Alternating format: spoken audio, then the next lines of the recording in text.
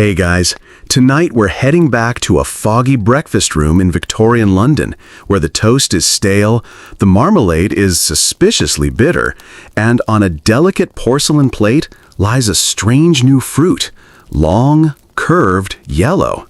You blink at it, it blinks back. Okay, not really, but it feels alive somehow. A banana, a fruit so common to you now that you probably don't even notice when it starts to brown. But here, it's a scandal in appeal. This is a world before smoothies, before fruit bowls with handy nutrition facts, before potassium was a household word. A world where no one quite knows what to do with this tropical anomaly that just showed up in their grocer's window like an exotic guest who wasn't invited but now refuses to leave. And you, polite Victorian that you are, will try your best not to panic. So, before you get comfortable, take a moment to like the video and subscribe, but only if you genuinely enjoy what I do here.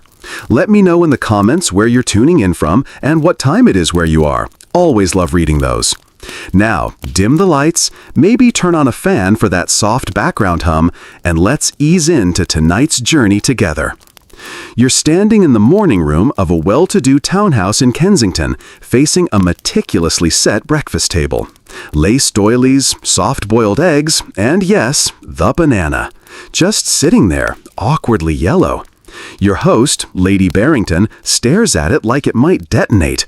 Her husband, Colonel Barrington, pokes it with a knife, then retreats with a sniff. This banana didn't just appear here by magic.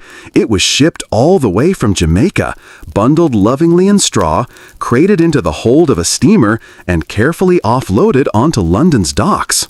It's been through more than you have this week, and frankly, it smells faintly of treacle and ocean mildew. But no one's quite sure how to eat it. Do you cut it with a fork and knife? Peel it by hand? Bite into it whole like some sort of unwashed traveler? You feel the weight of centuries of table manners pressing down on your shoulders. You want to do it right, but there is no right. Not yet. This is a new problem, new enough to make newspaper columns, new enough to start rumors. According to the Illustrated London News, this foreign fruit possesses a vulgar resemblance to male anatomy that renders its consumption by ladies unseemly. You raise an eyebrow. Yes, Victorian etiquette can be very delicate. Meanwhile, the banana lies there, doing absolutely nothing but existing, which for 19th century Britain is already problematic. Historians still argue whether the banana's early reputation was truly as scandalous as the etiquette columns suggest, or whether the danger was overblown by a few prudish commentators and an enterprising fruit importer with a taste for sensationalism. But that's part of the charm, isn't it? In a time of corsets, chamber pots, and powdered wigs, it doesn't take much to stir up anxiety. Lady Barrington finally speaks. Perhaps it is best served mashed, with a spoon. She doesn't look entirely convinced. You nod solemnly, as if this were a matter of national policy. Elsewhere in the empire, people have been eating bananas for centuries with no existential dread. But Britain is different. Banana anxiety here is as much about class and cultural hierarchy as it is about digestion. To try one is to take a small, squishy bite out of the empire itself. Your first bite is cautious. The taste? Mild. Faintly floral, sweet without drama. Not worth the fuss. And yet, somehow, it is. You'll later learn that early bananas imported to Britain were a different cultivar than what you're used to today. Smaller, tangier, and with seeds so large they could chip a tooth. Not the flawless Cavendish you see in modern supermarkets, but a wild-tasting, unpredictable fruit that sometimes arrived black-spotted or already fermenting in its peel. A gamble every time. Still, you sit back, one bite in. The room holds its breath. Somewhere across town, a different breakfast room is having the same moment. A debutante flinches as a banana's peel slips open. A reverend writes to the paper complaining about foreign fruits ruining young ladies' morals. A greengrocer sees demand spike, not despite the scandal, but because of it. One banana, infinite reactions. It won't be long before the banana starts to appear in London's smarter hotel menus and rare grocery lists. But for now, it is still half a novelty, half a social experiment. Your stomach doesn't seem offended, which is more than can be said for the kernel. And as you excuse yourself from the table, the banana's legacy has already begun to spread, one fruit salad at a time. You step outside into a mild London drizzle, adjusting your overcoat as the scent of coal smoke floats faintly in the air. The banana still lingers on your palate, a little musky, not unpleasant, but strange enough to keep your brain awake. You imagine the journey it must have taken to get here, not just metaphorically, but physically, a fruit with a passport and a nap schedule more complex than yours. Because bananas, unlike dried figs or jars of marmalade, don't travel well. They bruise at the sight of a sharp corner. They ripen too fast, rot even faster, and demand to be coddled like Victorian infants. And yet, here they are, sitting on breakfast tables all across the city, delicate and dramatic, carried from the tropics like golden treasure. It starts in the Caribbean, Jamaica mostly. The 19th century plantations, owned and operated under British colonial systems, were shifting from sugar to bananas. Sugar, once the empire's darling, had lost a bit of its sparkle. And bananas, those strange tree fruit hybrids that grew like clustered fingers, were quietly promising something else, affordable exotica. You stand at the dock now, mentally anyway, watching the workers load crates into the bowels of a steamship. Each banana bunch is swaddled in straw like a newborn, then arranged in thick wooden crates labeled with chalk. Perishable, handle with care. You suspect some of the handlers can't even spell perishable, but they've learned that a bruised banana means a bruised wage. The voyage is not a short one. It can take weeks. And bananas, being both dramatic and temperamental, often arrive in less than stellar shape. The trick, you overhear a merchant say, is to harvest them green and let them ripen mid-voyage. But that has its own problems. Green bananas turn yellow only if humidity, ventilation, and temperature all behave like Victorian butlers, polite, quiet, and consistent. There are horror stories naturally. Entire crates fermenting en route, turning into mushy disaster zones that reek like vinegar and sick rooms. Sailors have slipped on peel-littered decks. One ship reportedly lost its entire hold to banana melt, a phrase you instantly decide never to Google in your modern life. Historians still debate whether the early steamship companies truly understood banana logistics, or if they just kept hurling money and crates at the problem until something worked. What's certain is that by the late 1870s, steamships began reserving dedicated cold storage areas, primitive refrigeration chambers lined with sawdust and prayers. Bananas became, quite literally, the first fruit that shaped an entire transport industry around itself. This isn't just shipping, it's a high-maintenance romance between empire and edibility. Back in London, you now see posters fluttering outside grocer shops. Tropical delicacy, banana, just arrived, limited quantity. The font is dramatic. The price is higher than eggs, but lower than pineapples, just tempting enough to create a flutter of interest. Housewives lean in. Gentlemen wrinkle their mustaches. A child pokes one, gets scolded, and runs away laughing. One grocer, a Mr. Elmsley on Bishopsgate, decides to turn the whole affair into a spectacle. He sets out a crate by his shop window and charges a halfpenny just to look. The bananas are polished to a gleam. A gas lamp is strategically aimed to make them glow like gold. From the islands, he declares to passers-by, as if that explained everything. And it sort of does, because to the Victorians, the islands was both exotic and ambiguous. It promised heat, sensuality, jungle things. The banana carried that promise too, even if it was just fruit. It was proof that you, dear consumer, were part of the great imperial loop. That you could pluck wonders from faraway colonies and place them, unironically, next to your toast. But not everyone is pleased. A letter to the Times appears, warning that these fruit shipments distract from our own agricultural industries and fill the air with pestilential odors.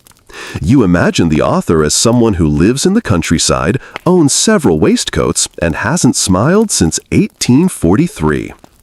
Still, bananas arrive, slowly but surely, and always with fanfare. They remain rare enough that their presence is noted in society columns. Lady Ashcroft was observed enjoying a Jamaican banana at luncheon, writes one social reporter. Scandalous, writes a rival. You picture that moment now. A gilded room, sunlight streaming through stained glass, the gentle clink of porcelain, and the soft squish of banana being sliced into proper, demure portions. And still, beneath all the lace and etiquette, the quiet thrill of consuming something that came so far, so foreign, so strange. Eventually, demand grows, and with it, the banana's journey becomes more structured. Steam lines advertise banana routes. Refrigerated cargo holds are perfected. Dock workers develop calloused hands from endless crates of fruit. And a man named Minor Keith, an American, scandalously efficient, starts building railroads through Central America to speed up production. You'll hear more about him later. For now, all you need to know is this: bananas are no longer just fruit. They're infrastructure.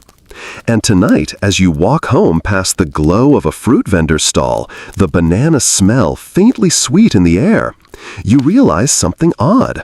For a fruit that's so soft, so silly looking, it's leaving a surprisingly firm footprint on the world around you. You wake the next morning to a low murmur in the drawing room. Someone's brought up the banana again.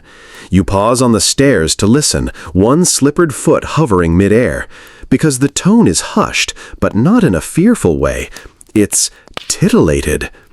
This is not about trade or shipping anymore. No, the banana has moved firmly into the realm of social anxiety, specifically Victorian decency. Because here's the thing no one wants to say directly, but everyone is thinking. Bananas look suggestive. And in a world where even table legs are draped in fabric to avoid unseemly shapes, you can imagine how much trouble that causes. You make your way into the room, tea in hand, and sink gently into a velvet chair. Lady Everleigh is recounting her ordeal. She was handed a banana at a luncheon, in public, without cutlery. "It was just there," she whispers, "lying on the plate." She shudders theatrically. Unpeeled. The horror. Sir Charles clears his throat. "I say, it's the sort of thing a lady shouldn't handle, not in mixed company." You nearly snort into your teacup. And yet, the discomfort is real. Victorian society is built on 1,000 tiny codes of conduct. Where to place your spoon, how to greet a widow, what length of glove is appropriate for afternoon visits. And suddenly, here comes a fruit that makes all those rules look a little ridiculous. Etiquette manuals scramble to catch up. One recommends slicing the banana into coins before removing the peel, using a dessert fork and a demure cough. Another insists the fruit should never be served whole, only mashed and perfumed with nutmeg to neutralize its vulgar associations. Historians still argue whether these rules were widely followed or simply aspirational, advice printed more for anxious hostesses than for everyday eaters. But either way, the banana becomes a minor moral crisis, especially for women. You accompany your cousin to the Royal Botanic Gardens, where bananas are growing behind glass like forbidden artifacts. A group of young ladies approaches, parasols tilted, and gasps ripple through them. "My stars, they grow like that?" one breathes. You can practically hear the scandal fermenting on their tongues. A preacher in the East End gives a sermon warning that tropical fruits, especially those of indecent form, are gateways to sin and lax morality. You imagine him sweating over his pulpit, jabbing at the air, a banana-shaped shadow haunting the edge of his vision. Elsewhere, illustrators start having fun. You pick up a copy of Punch magazine and find a cartoon of a governess fainting at a fruit stand, bananas toppling around her like lewd accusations. The caption reads, "A fruity predicament." Even children aren't safe from the discomfort. At one boarding school, you hear, a headmaster bans bananas entirely from the dining hall. Unseemly food leads to unseemly thoughts, he writes in a memo. You picture rows of glum boys eyeing their stewed prunes with fresh suspicion. But not everyone is scandalized. Some embrace the silliness. A group of young artists in Bloomsbury begins painting bananas into their work, subtly at first, then with wild abandon. A still life of a banana atop a violin, a banana draped with lace. One brave soul sculpts a marble banana and titles it The Forbidden Curve. It is promptly banned from public exhibition. You walk through a small gallery and find an anonymous piece titled Untouched Fruit. It's just a banana on a plate surrounded by wilted roses. You try not to laugh. But underneath the giggles and the sermons lies something deeper. The banana has become a symbol of everything Victorian society doesn't know how to talk about. Sensuality, foreignness, the quiet threat of pleasure in the ordinary. And so, people project their fears onto it. The banana becomes naughty simply by existing, a fruit caught in the crosshairs of repression and curiosity. Even poets get in on the act. You read a terrible sonnet titled "O Slender Crescent of the Tropic Morn," which frankly doesn't even try to disguise itself. The author signs it only as a gentleman of means. Back in your own home, the debate continues. Your aunt declares she'll no longer allow bananas at her teas. Too provocative. Your uncle grumbles that fruit's fruit, then winks at you in the most unsettling way imaginable. The banana, silent as ever, sits on the counter, ripening, waiting. You can't help but marvel at its power, not just to nourish, but to disturb, to provoke entire rooms into circular, blushing arguments about modesty and propriety, and all without uttering a word. You step out into the streets again, this time on a drizzly afternoon, where horses clop lazily through puddles and newsboys yell half-garbled headlines at passers-by. One in particular catches your ear. "Slippery scourge! Bananas to blame!" You pause mid-step, eyes narrowing. There's a knot of people gathered around a fallen gentleman, hat askew, cravat loosened, pride deeply wounded. Beside him, a limp, abandoned banana peel. Welcome to the newest public menace of Victorian London, peel-related calamities. You bend over and help the man to his feet, and he mutters something about suing the grocer. A constable nearby is scribbling in a small notebook, presumably logging this fruit-based offense as a threat to public order. The peel is kicked aside by a child, who slips in turn, collapses in a fit of laughter, and is dragged away by a red-faced nanny. This isn't an isolated incident. In fact, banana peel accidents have become so frequent they start appearing in newspapers. You read one dramatic editorial titled "Fruit of the Devil," which calls the banana peel a sneaky saboteur lurking in gutters and stairwells. Historians still debate whether these accidents were statistically significant or just well publicized. But there's no denying the banana's slippery legacy. In fact, its reputation becomes so intertwined with falls that by the early 20th century, the banana peel will be the comedic shorthand for clumsiness.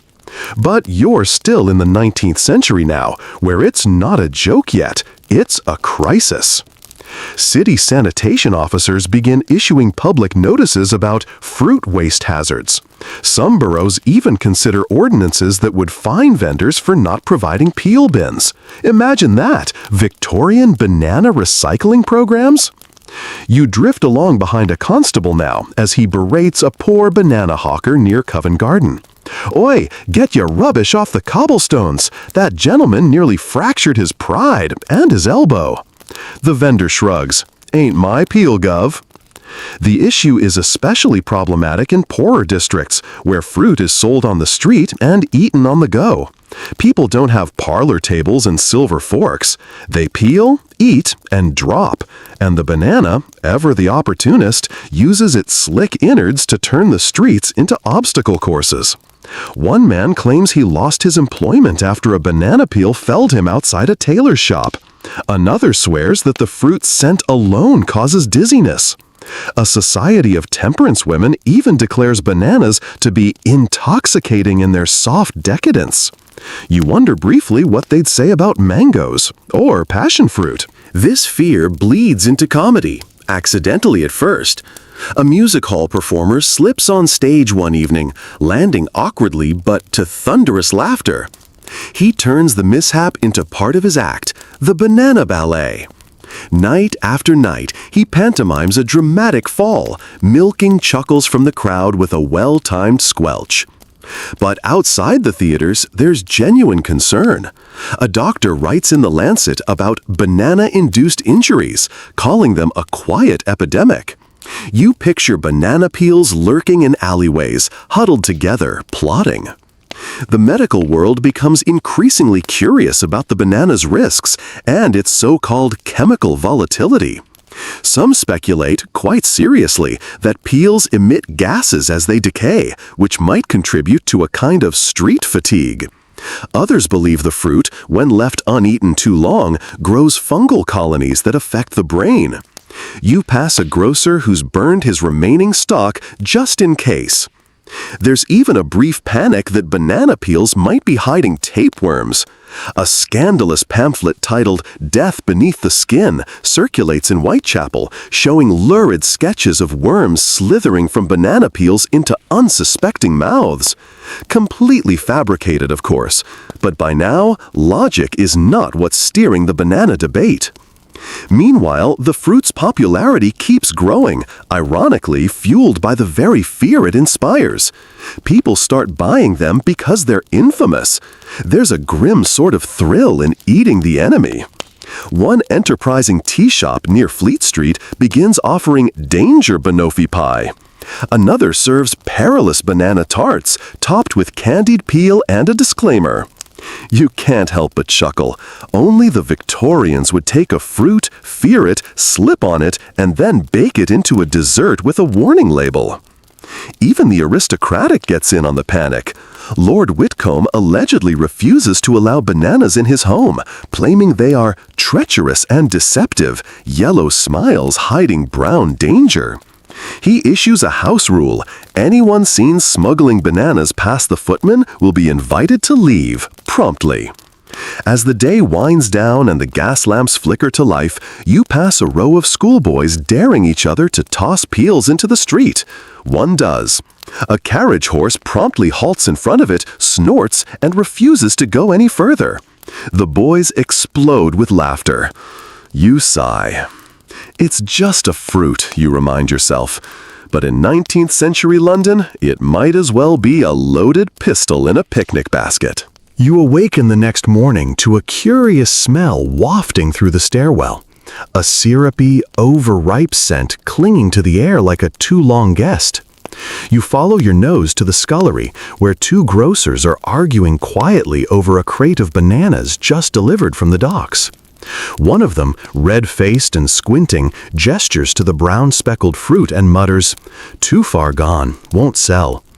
The other sniffs a banana, grimaces, and mutters something about rotting tropics. You take a step back. Yes, we've arrived at a new banana panic, spoilage. Bananas are tricky. Unlike the hardy apple or the aristocratic pear, they don't last. You pick one up, and it's green. You blink, and it's freckled. You look away for a second, and it's oozing mystery juice. This rapid decomposition unnerves Victorians, whose food was either pickled beyond recognition or baked into oblivion. They aren't used to nature moving this fast. Worse, bananas release ethylene gas, a fact no one knows yet, of course, which speeds up ripening in other fruits.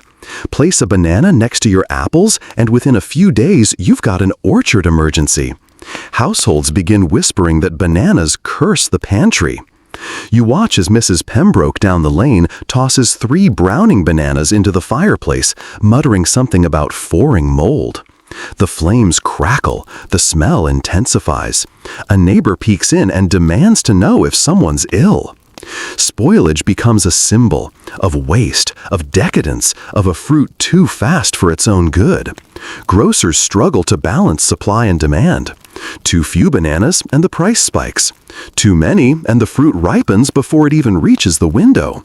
One unlucky merchant is caught dumping overripe bananas into the Thames under cover of darkness. Another is fined for attracting flies. Historians still argue whether these early spoilage fears were exaggerated or reflective of genuine logistical chaos. Some suggest it was a kind of psychological rot. The idea that a beautiful, exotic thing could decay so rapidly felt dangerous, like joy that came with an expiration date. You pass a house where a bowl of bananas sits wilting beneath a lace curtain. The homeowner stands nearby, fanning it with a hymnal, as if that will delay the inevitable. The scent of banana, sweet, syrupy, sickly, has now become shorthand for things going off. Victorian maids reportedly used the phrase banana breeze to describe rooms that smelled like disappointment. Meanwhile, the scientific community begins to investigate. Sort of. One paper speculates that banana rot may be contagious to other foodstuffs.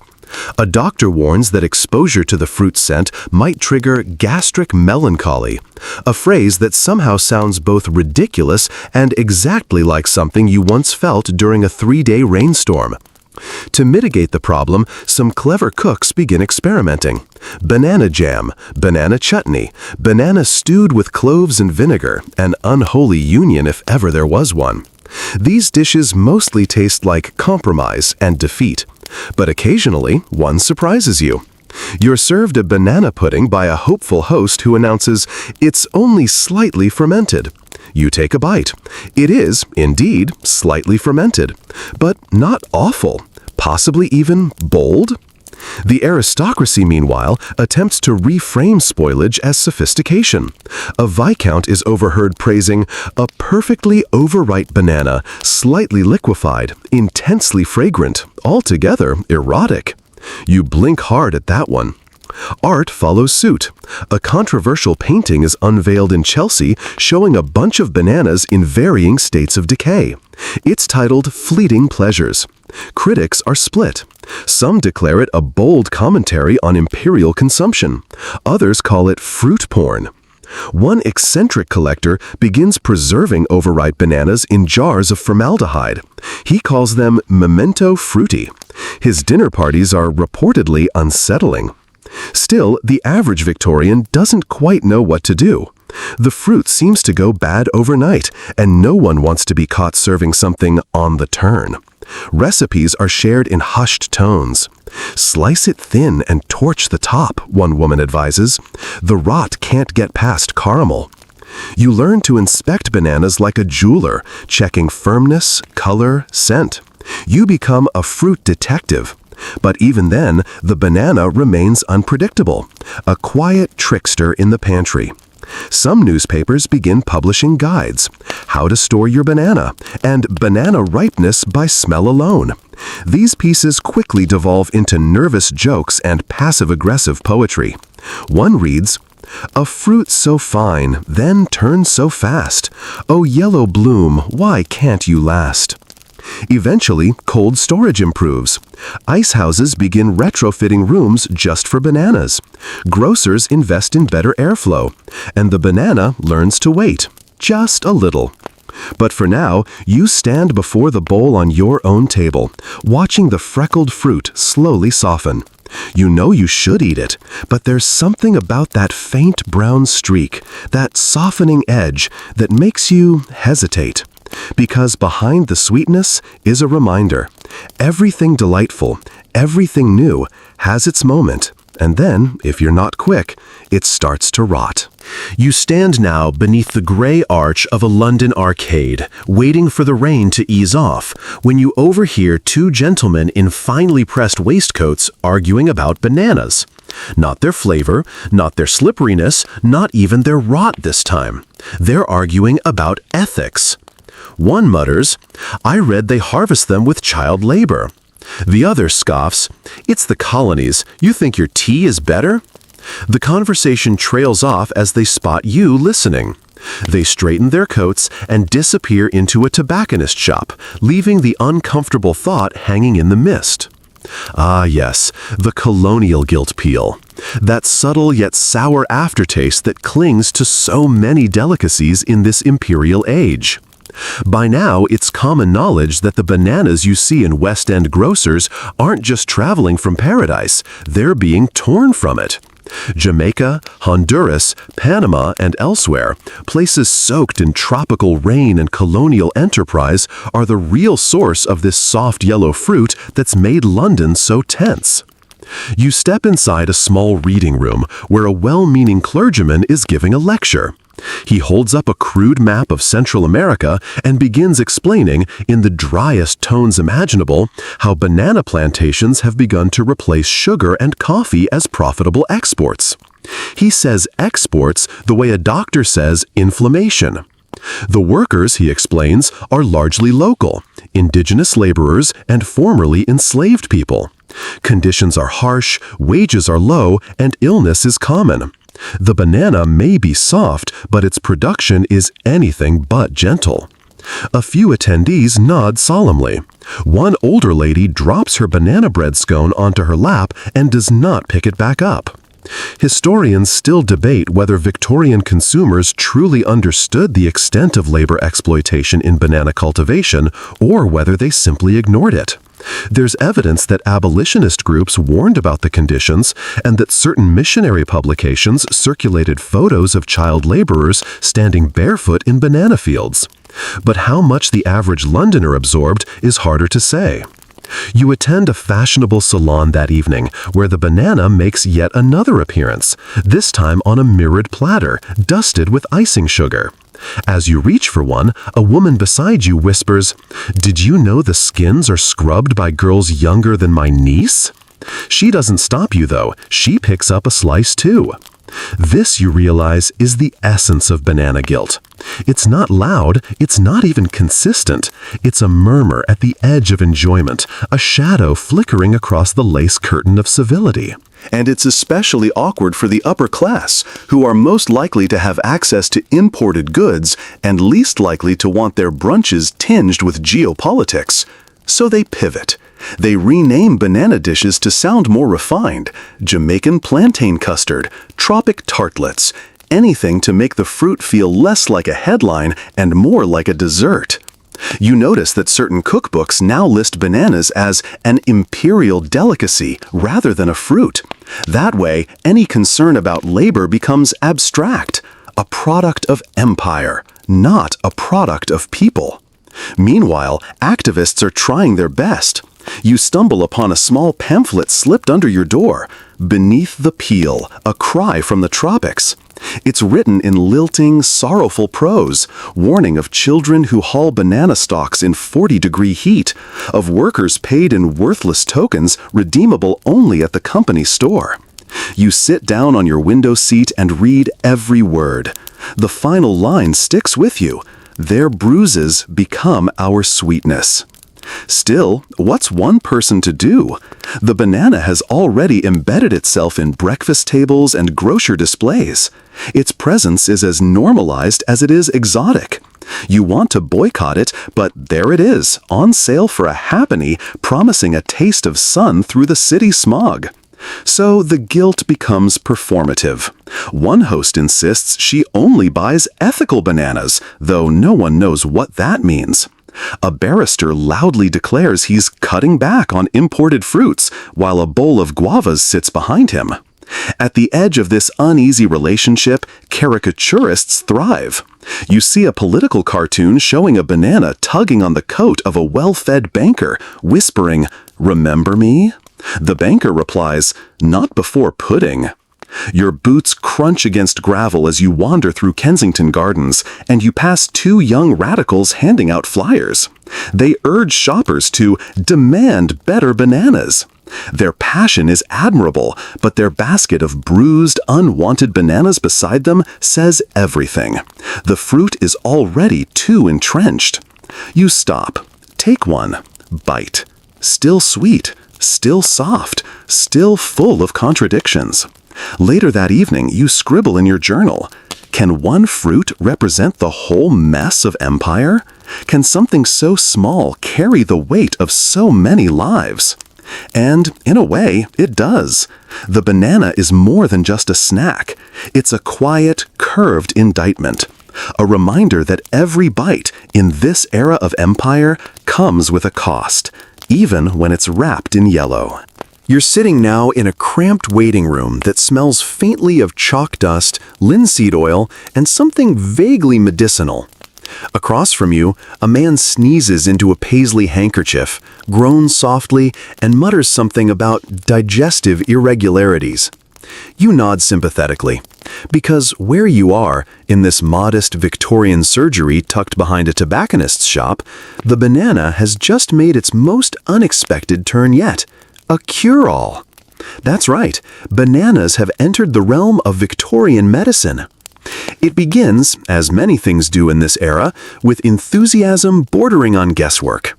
A Dr. Humphrey Swaddle, whose qualifications are at best speculative, publishes a brief but passionate pamphlet declaring bananas to be a fruit most gentle to the humors and blessedly fibrous. He recommends it for everything from melancholy to indigestion to excessive night perspiration. You overhear one patient whisper that her neighbor's gout cleared up after a week of banana mash. Another insists her monthly female troubles are soothed with a morning banana custard and a brisk constitutional walk. You look around. Every ill person in this room seems to be clutching a banana or something banana adjacent. A jar of banana jelly, a napkin-wrapped segment, even a dried banana chip. A textural nightmare, you note. Historians still argue whether these treatments were sincere attempts at nutrition-based healing or simply part of the era's obsession with novelty remedies. This is, after all, a time when electricity is used to wake up the womb and arsenic is applied in face cream. Bananas, in comparison, are practically benign. One enthusiastic practitioner, Dr. Felix Wimperly of Surrey, claims he cured a case of acute male sulking with warm banana gruel and a 3-day silent retreat. He publishes a short book titled The Banana as Balm, Reflections on the Yellow Tincture of the Tropics. It becomes an unlikely hit among nervous aunts and junior apothecaries. You pay a shilling to attend one of his lectures. He arrives 15 minutes late, dressed in a lemon-colored waistcoat, and spends most of the hour describing banana temperaments based on skin color.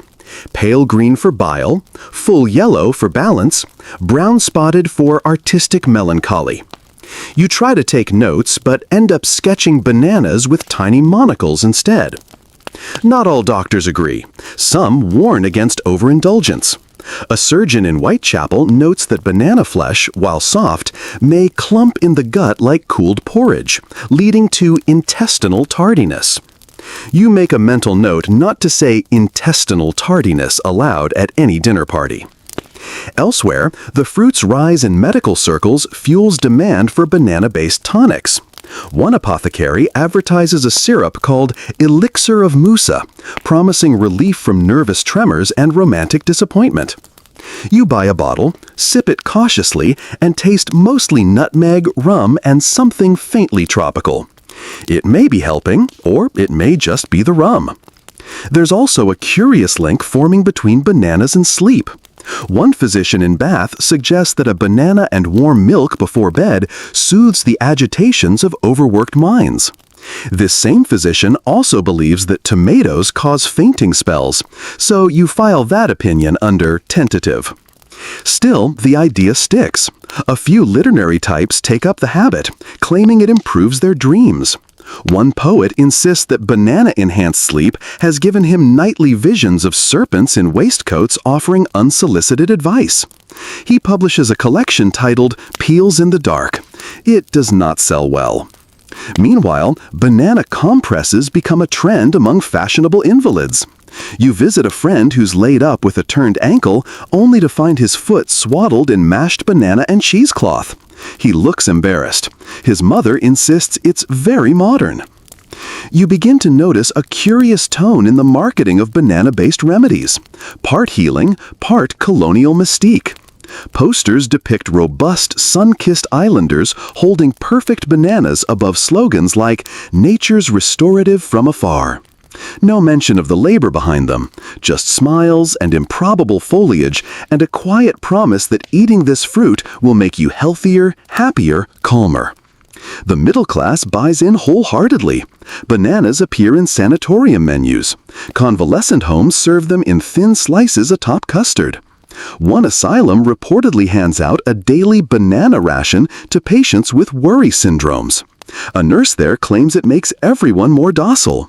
A patient, overheard later, whispers that it just makes everything smell like damp upholstery. And yet, there's something almost charming in how hopeful it all is.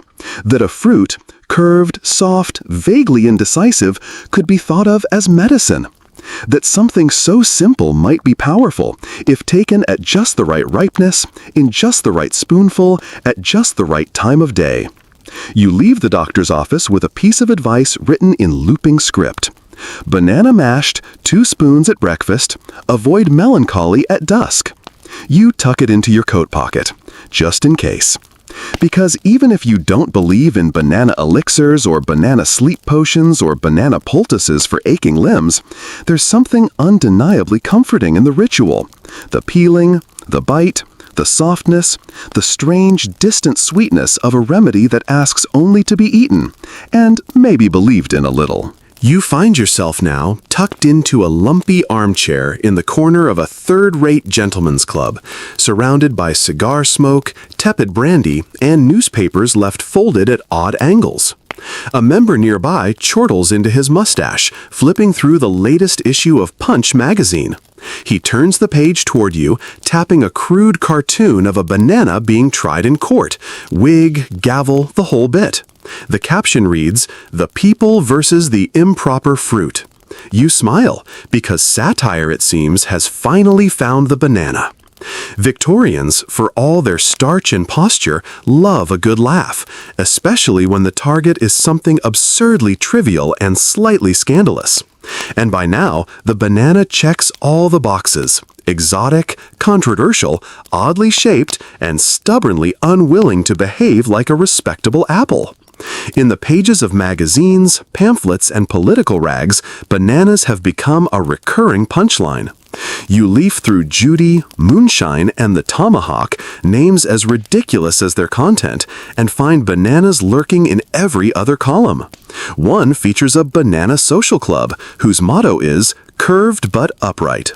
Another imagines Queen Victoria fainting upon discovering a banana peel in the royal boot closet. You chuckle under your breath. Cartoonists adore bananas. They draw them as villains, seducers, buffoons, and even politicians. In one popular strip, a banana runs for parliament under the platform of slippery reform. His campaign slogan, "Make fruit great again." The satire writes itself.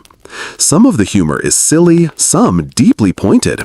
A few pieces link the banana to colonial policy, mocking the empire's obsession with controlling distant lands while failing to understand them. One particularly sharp cartoon shows a British officer saluting a banana tree while the locals shrug in the background. The caption reads, "We have brought it to heel." Historians still argue whether these satirical works influenced public opinion or merely mirrored it. Did people laugh at the banana to dismiss it or to digest it, socially speaking? Was satire a release valve for unease or just a way to keep chewing without choking on the ethics? What's clear is that the banana becomes a character, not just a fruit, not even a symbol, but a full-fledged participant in the cultural comedy of Victorian life. You walk past a bookstore window and see a chapbook titled Banana Etiquette for Gentlemen and Other Scoundrels. You flip it open and find a guide on how to peel with dignity, when to mash discreetly, and why never to point a banana in company. It's not clear whether it's a joke or a genuine attempt at behavior correction.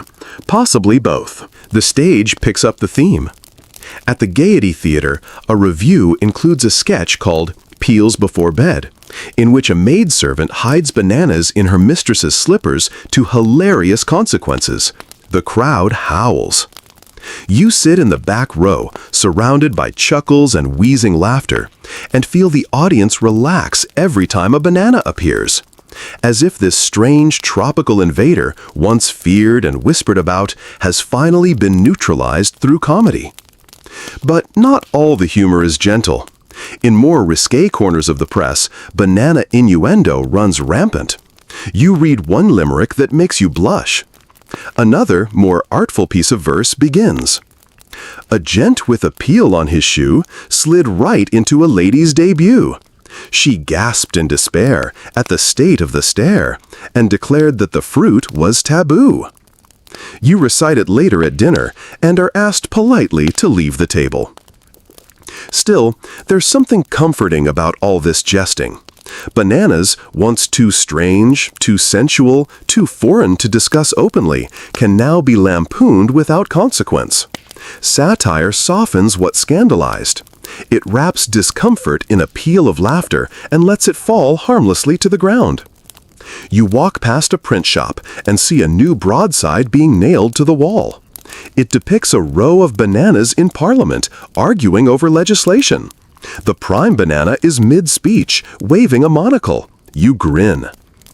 Inside, you find a growing market for banana-themed trinkets, badges, joke cards, novelty peels with rude poems etched in ink. One pub near Fleet Street even has a mechanical banana that dances when wound up. It's called the Jiggler. Children adore it. Adults pretend not to. And yet, the humor reveals something else too, a kind of national coping mechanism. Because beneath the giggles and rhymes and silly sketches lies a simple truth. This fruit has unsettled people. So they laugh, loudly, often, and at full volume. Laughter becomes the Victorian air freshener, sprayed liberally over anything uncomfortably ripe. You return home that evening, a small satirical clipping tucked in your coat pocket, and pin it to your wall. A banana in a top hat balancing a teacup on its peel. And as the gaslight flickers, you can't help but think, in a society that fears softness, speed, and the strange curve of the unfamiliar, maybe laughter is the only way to peel back the fear. It's early evening now, and you've been lured into one of those fashionable little salons where the wallpaper is always too floral, the sherry too sweet, and the conversation too earnest by half. A dozen or so well-dressed people are gathered around an easel, nodding slowly at a canvas perched in the center of the room. The painting? A still life. But not of grapes or cheese or the usual bowl of apples and artful shadows. No, this one is different. The centerpiece is a banana, plump, luminous, and resting on what appears to be a Persian shawl. Someone in the crowd exhales audibly. Welcome to the world of banana art and symbolism. It began innocently enough. Some artists, always on the hunt for the new, found the banana's curves compelling. Its color, too, a bright, defiant yellow in an age of dusty palettes. But then came the questions. Was it too suggestive? Too indecorous? Did a banana in a painting say more than a banana on a plate? You sit beside a woman in ostrich feathers as the artist explains. It's about contrast, rigid Victorian restraint versus organic indulgence. A man to your right snorts. It's about fruit on fabric, let's not be dramatic. And yet, dramatic it has become. In another part of the room, you spot a sketch titled Unpeeled Intimacy. It shows a half-peeled banana on a fainting couch. You're not sure if it's clever or just a cry for help. Across the way, someone has sculpted a banana in marble, nestled inside a conch shell. That one is labeled Colonial Juxtaposition, which feels both vague and ominous. Historians still debate whether the banana truly took root as a recurring symbol in 19th century art, or if these isolated pieces were simply moments of tropical indulgence among artists bored of pears. What's certain is that banana imagery began to draw attention, sometimes admiration, often confusion. You recall reading about a gallery scandal in Bath. A painting titled Banana Repose, featuring two lounging bananas, one peeled, was removed after a local reverend called it morally destabilizing. Sales of postcards featuring the piece tripled immediately afterward. The more avant-garde circles, of course, lean into the tension. A group of bohemian painters in Soho begins using banana peels in their brushstroke textures. They call the technique slip shading. The results are slippery. You're handed a pamphlet by an art student outside. The banana as emblem of empire and eroticism. Inside, a 12-page essay detailing how bananas represent both control and chaos, their shape mirroring conquest, their softness undermining it. You read the whole thing and emerge unsure whether you've learned anything or simply had a very intimate conversation with fruit metaphors. Even literature joins the movement. A poet of some repute publishes a sonnet cycle titled O Musa, My Musa, each poem devoted to a different stage of banana ripeness. In one particularly breathy stanza, he describes a brown-flecked banana as wisdom marbled with regret. You close the book gently and stare into the middle distance. But perhaps the most peculiar evolution of banana symbolism takes place in the world of spiritualists. Yes, the banana finds its way into seances and dream interpretation manuals. One medium claims that dreaming of a banana means unresolved desire. Another warns that slipping on a banana in a dream foretells betrayal by a cousin. You keep a wary eye on your cousin for a week. You attend one of these seances for research, or curiosity, you're not sure anymore. A crystal orb glows faintly as the medium moans. A yellow curve descends into shadow, the fruit of forbidden timing. Someone gasps. You consider leaving, but the biscuits are surprisingly good. Meanwhile, respectable institutions try to rein in the madness. The Royal Academy refuses to exhibit any more overtly phallic produce. The ban is informal but understood. You hear whispers of a banana underground, artists who show their fruit-themed work in back rooms behind velvet curtains. You're invited to one such show. Half the paintings are laughable, the other half oddly moving. And maybe that's the real power of the banana in Victorian art. It slips through expectations. It's neither noble nor base, but capable of evoking both. A fruit that defies categorization, and thus, like the best symbols, absorbs whatever meaning the viewer projects onto it. You return home late, a bit dazed by oil paint and poetic whispers. You peel a banana by candlelight, watching the way the light hits its surface. You eat it, slowly, thoughtfully. You are, you realize with mild horror, reflecting. Because even in art, the banana has taken root, not just as pigment and form, but as a question. About taste, about restraint, about how far you can stretch meaning before it splits open like, well, you know. The street is noisy tonight. Not the gentle clip-clop of carriages or the dull hum of evening foot traffic, but something louder, brasher. You hear it before you see it, a voice hollering above the din, sing-song and persistent. Bananas! Get your bananas here! Sweet like kisses, cheap like regrets. You step onto the curb and watch a wiry man in a threadbare cap pushing a wooden cart strung with half-bruised bananas and a sign that reads "Tropic Gold, 2 a penny." His voice slices through the fog like a saw through silk, calling to everyone and no one. This is the new sound of London, the banana vendor. In the quieter corners of the city, the banana might still be sliced with silver forks and whispered about in parlor rooms. But here, on the cobbled streets of working-class neighborhoods, the fruit is becoming something else entirely, common, loud, and, according to several editorials, a nuisance. Street hawkers have long been part of the city's rhythm, selling everything from eels to hot chestnuts to mysterious meat pies. But banana vendors are a new breed. They've got flair. One sings in rhyming couplets. Another twirls a banana like a baton before handing it to a child with a wink. And some, more daring still, offer what they call exotic facts with every purchase. "Did you know," one shouts, "bananas cure hiccups and heartbreaks both?" You chuckle. It's absurd. And it's working. The rise of the banana vendor coincides with an explosion in fruit imports and a growing taste for quick snacks that require neither coin nor cutlery. For the working class, bananas are a godsend, portable, affordable, and, once you get past the soggy bits, delicious. But not everyone's pleased. You pause near a lamppost where 2 constables are speaking in low tones. "Too loud," one grumbles, "disturbs the peace." The other nods, watching a vendor juggle 3 bananas and a pipe. And the mess, peels everywhere. Had 2 slip complaints just this morning. Historians still argue whether the crackdown on banana vendors was about sanitation or class prejudice, or both. Because as bananas became more common, they also became less respectable.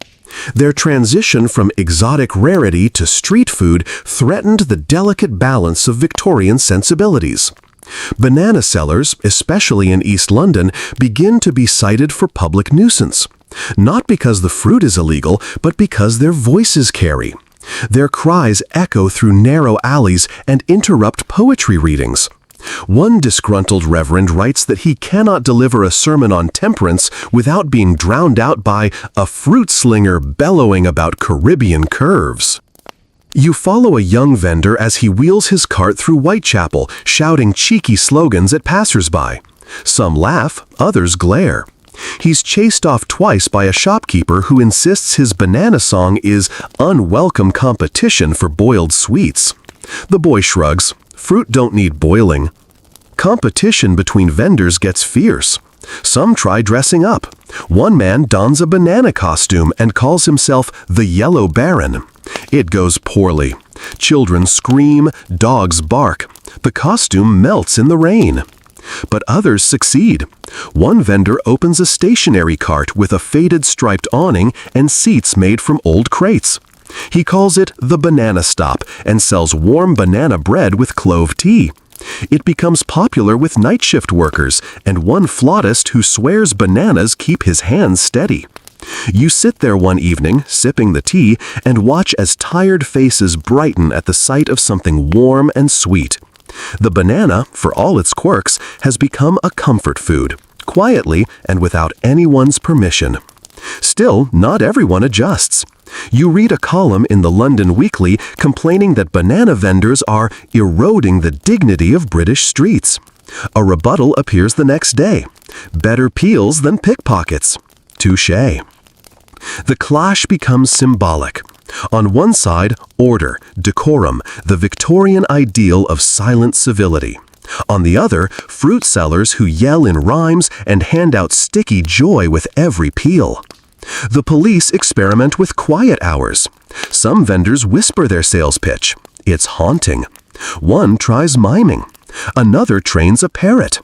The parrot becomes famous for squawking "banana" every 10 minutes. It's eventually stolen. You trail another vendor down the foggy edge of the Thames where the smell of fish mingles with overripe fruit. He wheels his cart slowly, calling out to the dark. A dock worker appears, coins in hand. A quiet exchange, no fuss. And you think, this is the true story of the banana. Not just the salons and still lifes, but the late-night snack, the tired worker, the warm bite before sleep. As the vendor disappears into the mist, his song fading behind him, you wonder what else this silly, slippery fruit might become. It's a quiet Sunday morning when you find yourself thumbing through an etiquette manual the size of a paving stone, its cloth cover creaking like a corset every time you turn a page.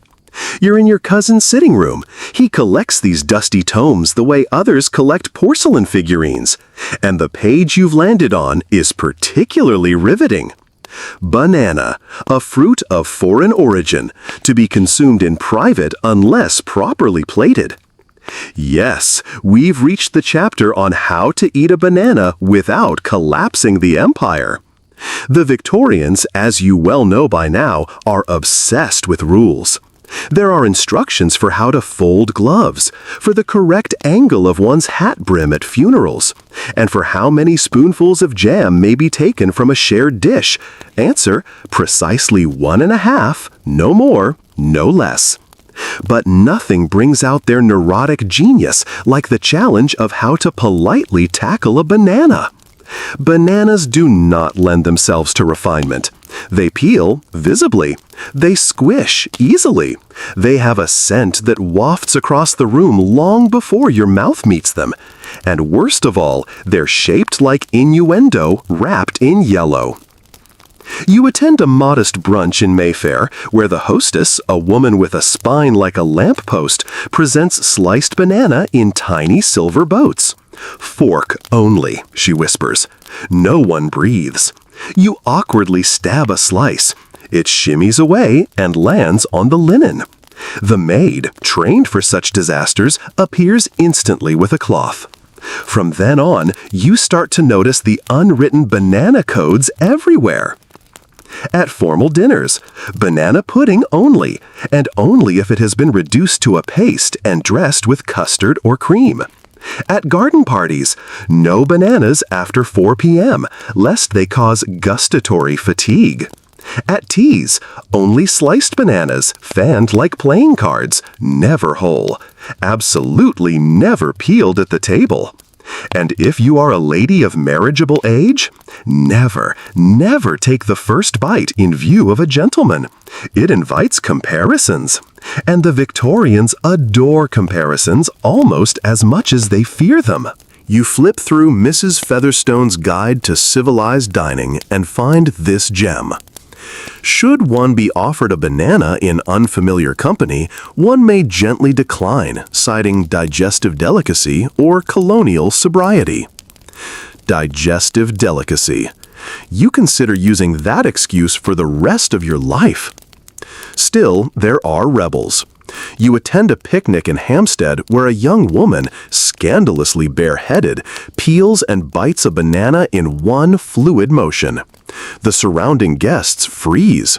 A man drops his sandwich. The hostess fans herself violently. And yet, the woman smiles, chews, and says, "Delicious." You want to applaud. Etiquette manuals try to keep up. One 1889 edition of The Proper Hostess includes a full diagram of how to slice a banana with a dessert knife, curved strokes only, no sawing. Another recommends removing the peel entirely before guests arrive and serving the banana under a dome, like a guilty secret. Historians still argue whether these rigid guidelines were truly followed or if they were more performative, part of the theater of gentility rather than everyday practice. Diaries from the era suggest a fair amount of quiet rebellion. One gentleman writes of his delight at watching his fiancée eat a banana like a lioness, though he quickly assures the reader she later married a clergyman and reformed. Etiquette, after all, is often about the illusion of control. The banana refuses that illusion. It dares you to be messy, to be present, to let your thumb squish just slightly through the peel as you fumble, to eat rather than perform eating. At one dinner, a man tries to peel a banana with gloves on. It ends, predictably, in ruin. But instead of shame, the guests laugh, softly, kindly. It's a small moment of humanity in a room filled with rules. You begin to suspect that the banana has become a litmus test, not of morality or status, but of one's capacity to bend, to laugh, to admit that not every bite needs a protocol. That night, alone in your rented room, you peel a banana slowly, reverently, with no fork in sight. No one watching. Just the soft sound of paper-thin skin parting, the faint scent rising, the bite tender and unapologetic. You eat the whole thing in 6 bites. No diagrams, no dome, no excuses. Just fruit. It's a grimy Tuesday afternoon, and you find yourself stepping into a textile factory on the south side of London. Not for a tour, really, but because the foreman is a cousin of your aunt's bridge partner and he owes her a favor. The air is thick with lint and steam. Machinery clatters, boots stamp. And somewhere, beyond the din of spindles and soot, you catch the unmistakable scent of bananas. You squint down a side corridor, and there they are, a cluster of young women gathered on their break, laughing over a shared paper sack of sliced bananas. A man on a bench peels one slowly and offers it to a coworker like a peace offering. She smacks him with her bonnet and takes it anyway.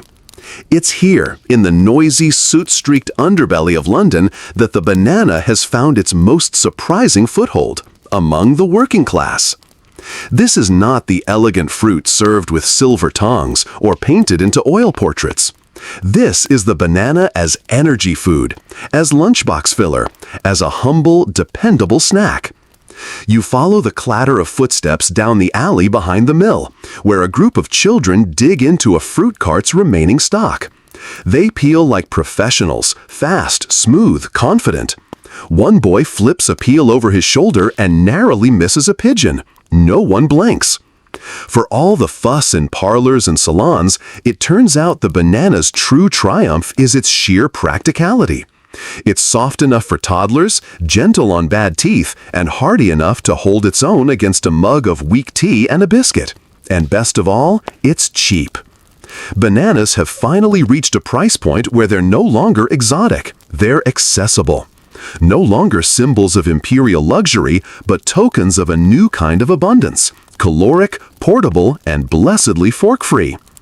Some say the turning point came when steamship lines introduced specialized banana routes, slashing transport times.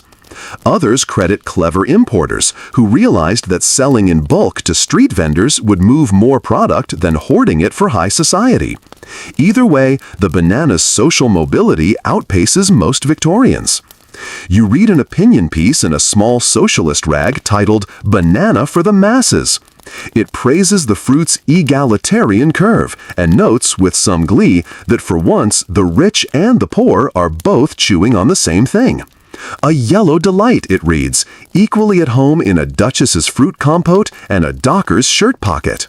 Historians still debate how transformative this shift truly was, whether the banana marked a genuine culinary democratization or just a fleeting novelty. But firsthand, on the factory floor, you see what the academics miss: people eating without shame. There's no etiquette guide tucked into an apron pocket, no judgment, just fingers, peel, bite, repeat. Even the factory foreman, a man with hands like coal shovels and a voice like thunder, keeps a banana wedged between 2 ledgers on his desk. You ask him why. He shrugs. Saves me chewing on stale toast. You nod. Respect. Local grocers take note. Some hang little signs, perfect for lunch pails. Others slice bananas into penny-apiece bites for children, often smeared with treacle. These become so popular that a sweet shop on Commercial Road rebrands as Mrs. Pomfrey's Banana Bites. You visit, of course. They're sticky, terrible, and utterly delightful. And the fruit's reputation begins to shift. What was once exotic is now familiar. What was once delicate is now durable. The banana is no longer an event, it's a habit.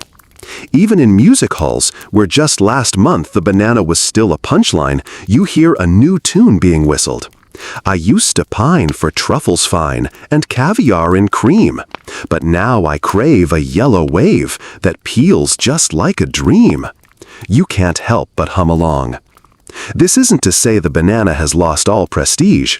It still pops up in dinner parties and themed luncheons, but now it also sits in lunch pails beside leftover beef pie.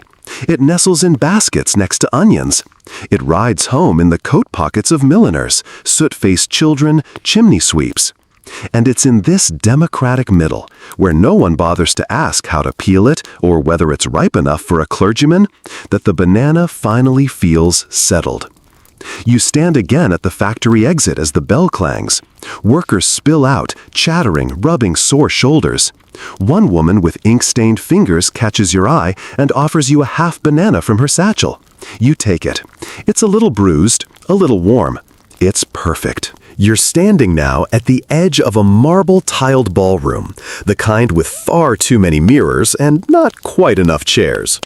Chandeliers glitter above like polite frostbite, and footmen scurry with trays of lukewarm punch. The music is gentle, the chatter is bland, and on a gilded buffet table near the center of the room, you spot them, a pyramid of bananas. Not sliced, not mashed, not disguised in pastry or flambéed beyond recognition, just bananas. Whole, bright yellow, arranged with the solemnity of a crown jewel display. You raise an eyebrow, because here, in the ballroom of Lady Elspeth Harrowby, a woman whose conservatory once refused to admit tulips for being too showy, the banana has officially been normalized. Almost. You wander toward the table and catch two dowagers whispering. I remember when those were considered vulgar. They still are, darling, but they're also trending. Ah, yes, the inevitable shift. What once shocked is now passé, and what was once a marker of exotic indulgence is now common. The banana has gone from salacious to mundane in record time. And high society, as it so often does, isn't sure how to feel about it. You lean against a velvet column and watch as one lady takes a banana daintily in her gloved hand, peels it with stiff fingers, and eats it. Publicly, no cutlery, no fanfare. You expect gasps. You get shrugs.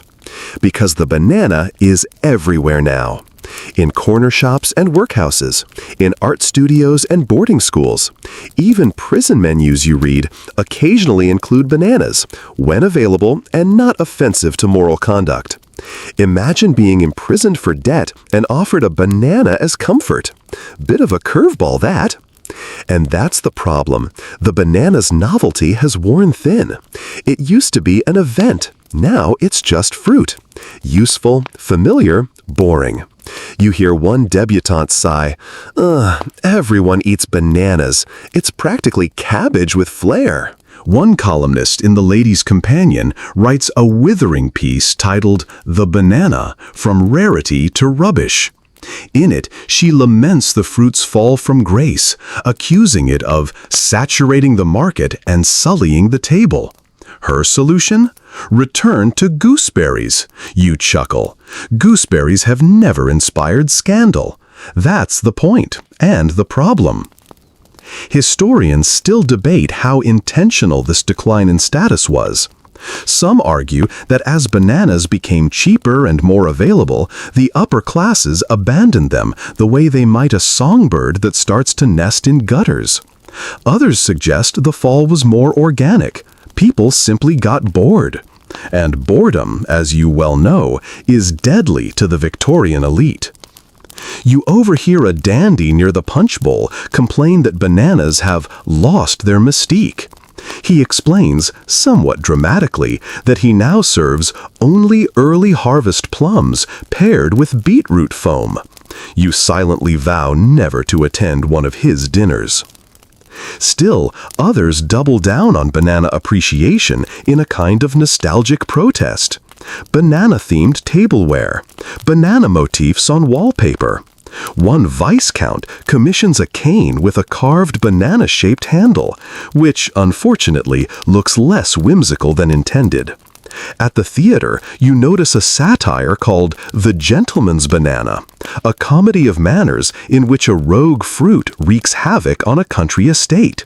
It's broad, cheeky, and barely manages 3 acts before someone slips and the curtain falls to applause.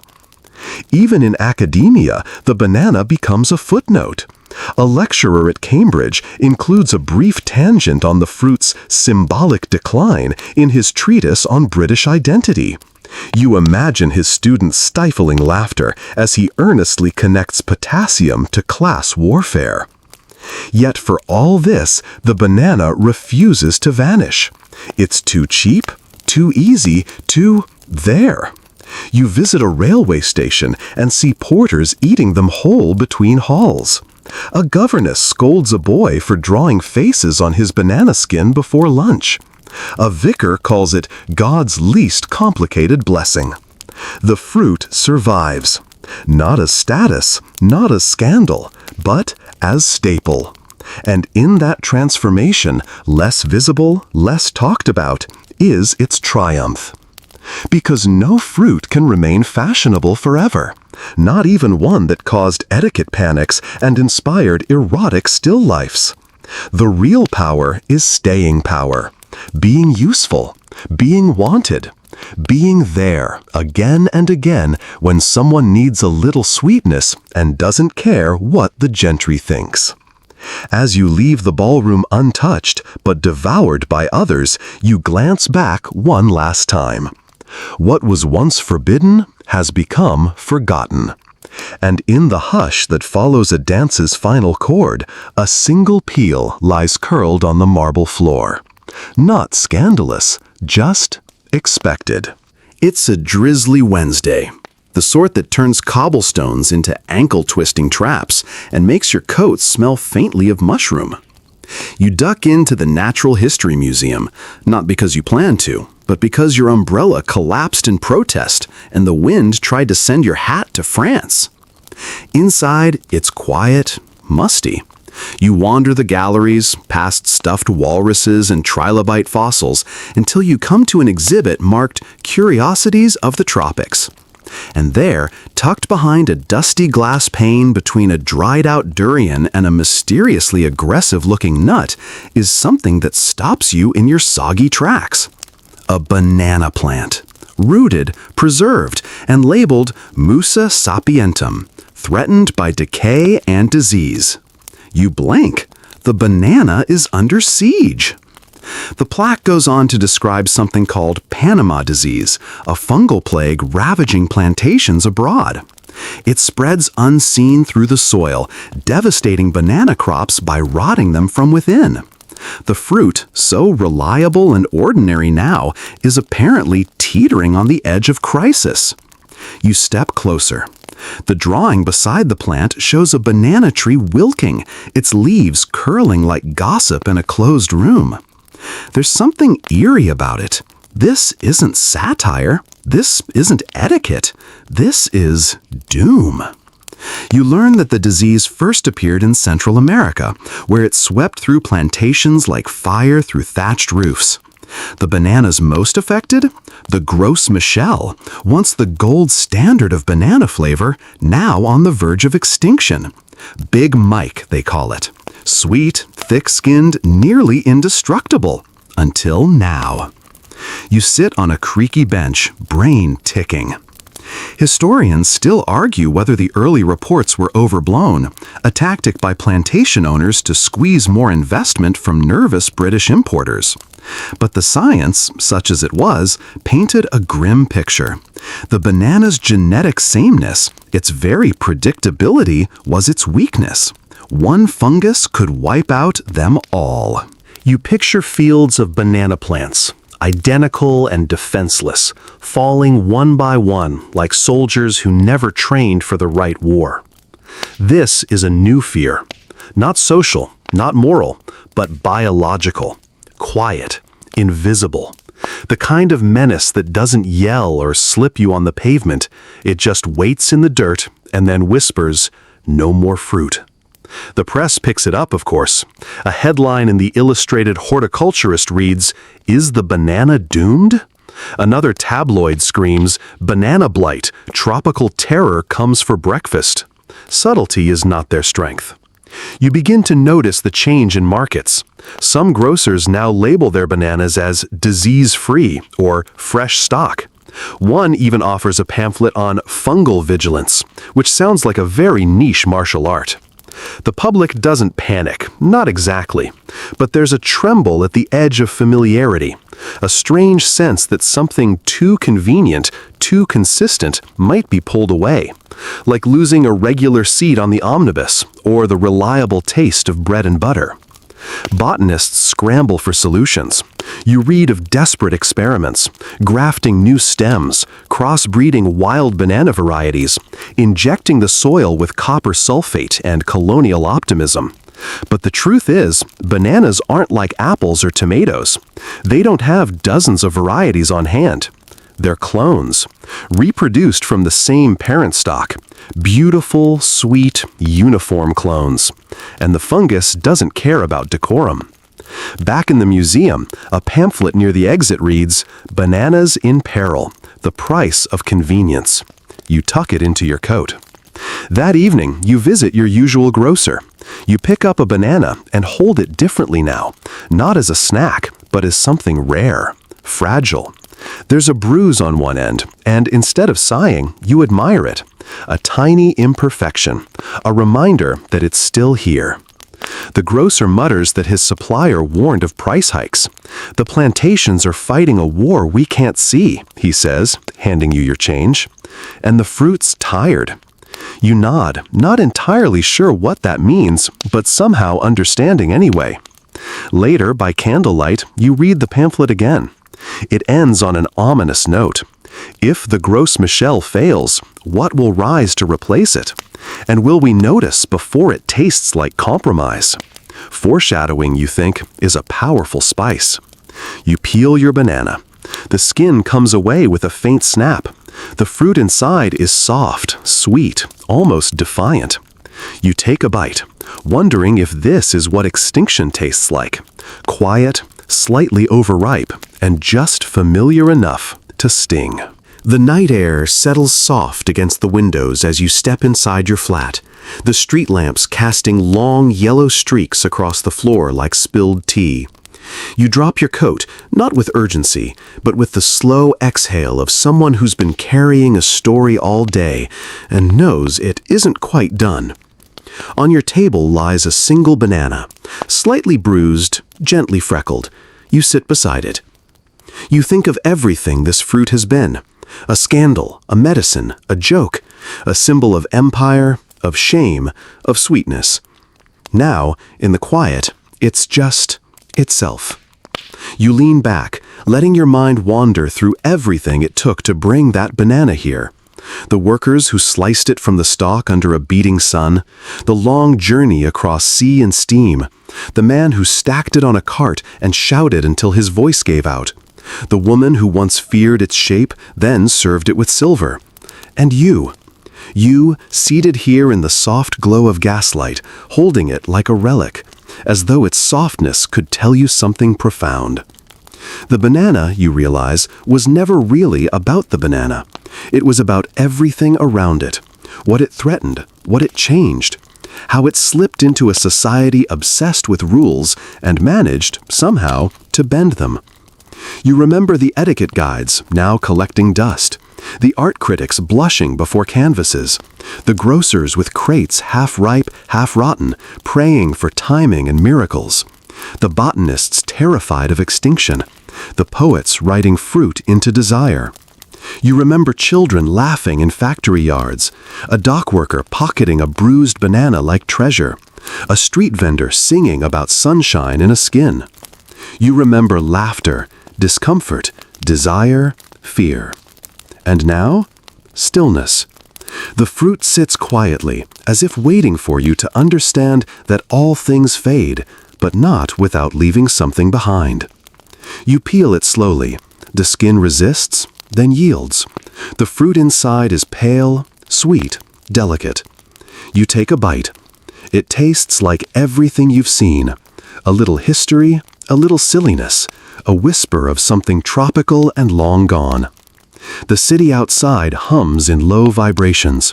Somewhere, far from here, another banana is being picked, packed, loaded, shouted about. It may end up bruised on a cart, or in a pudding, or in the hand of someone who doesn't know it was once feared.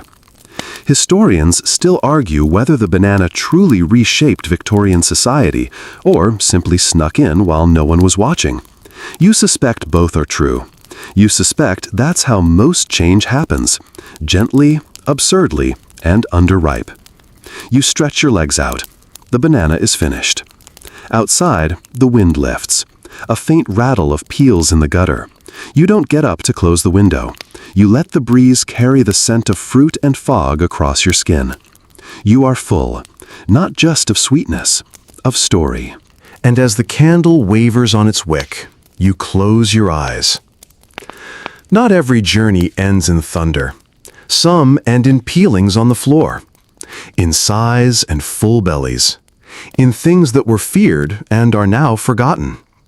The banana lies on your plate, its story told. So now, with the story peeled open and savored to its last bite, let yourself drift.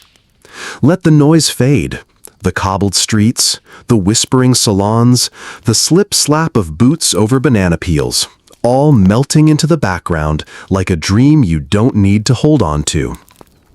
Picture the fog rolling in over the Thames, soft as cotton, wrapping every street lamp and chimney in sleep. You're walking slowly now, through a London emptied of its rush, where even the banana vendors have packed up their cries and gone home to warm soup and a blanket. You pass a grocer's window, bananas in their basket, nothing dramatic, just waiting. You feel the warmth of your coat, the hush of the street, the quiet certainty that tomorrow will come, and with it, something gently sweet. Maybe a new story, maybe just breakfast. You've walked a long road tonight, through myths and manners, through history's oddest fruit. And you've done it with curiosity, and a little mischief, and all the softness that comes when the world finally lets you rest. So breathe. Let your shoulders drop. Let the story fall away, peel by peel, thought by thought, until all that's left is quiet. No questions, no more pages, just you. And sleep. End of script. Sweet dreams.